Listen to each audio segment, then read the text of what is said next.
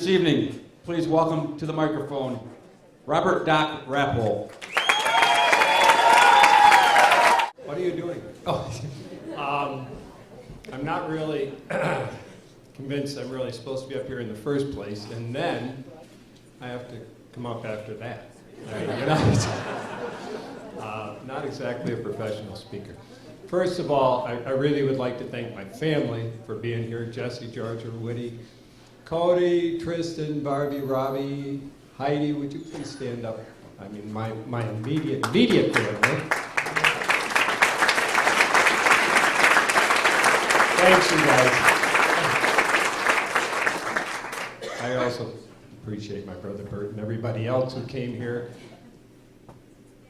They had to put up with all this. Do you have any idea what it's like being a cross-country coach's child? Well, you'll have to ask them. But this morning when I knocked on the door at 7 o'clock and said, "Who's going to go run with me today? It's almost 0. Come on." Well, they still go, and my kids are now in Atlanta, LA, Raleigh, and one in Cleveland. So it's, first of all, really neat that I got invited to be in this, because they all came home for the weekend, and we have had a ball. So thank you very much for this honor.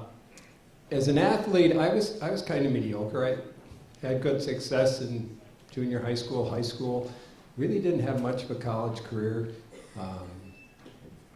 Got 10 JCAAs at JCC, where I happened to be between Ohio University, Fort Dix, and Colorado State before getting to Cornell. I kind of backed into coaching. I got home in '78. Mel Llewellyn said, "Why don't you come help out with a cross-country team?" So I started working with a bunch of great kids, I thought, and they were really great kids. I couldn't understand why they kept getting worse and worse. I thought, boy, I really stink as a coach. Well, come to find out, according to Bobby Gustafson, who was also at Maple Grove, they were all stoned by noon every day. Well, anyways, I decided maybe I had better things to do, so I kind of took a hiatus from coaching from '78 for another couple of decades.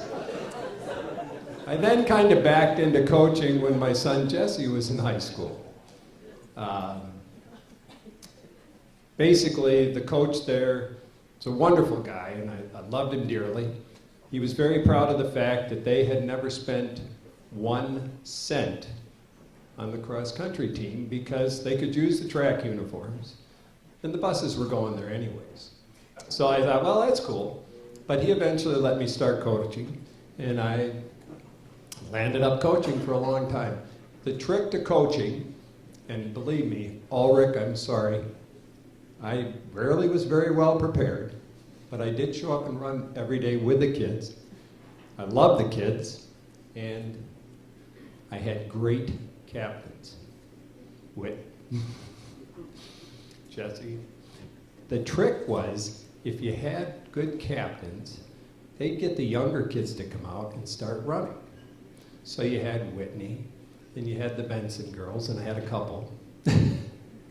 And so on, Bella Zarowski, and they just kept making my girls better and better and better, so I got to be the coach of the several state championship teams and the coach of the year from New York State, because I had wonderful kids, a wonderful program, and it really had very little to do with what I was doing coaching.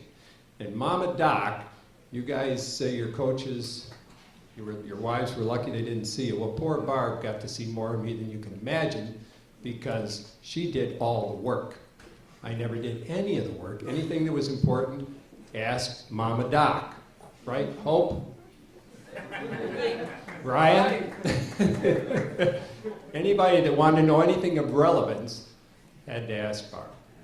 Well, so that's how I got to be a great coach, was not really by being a great coach.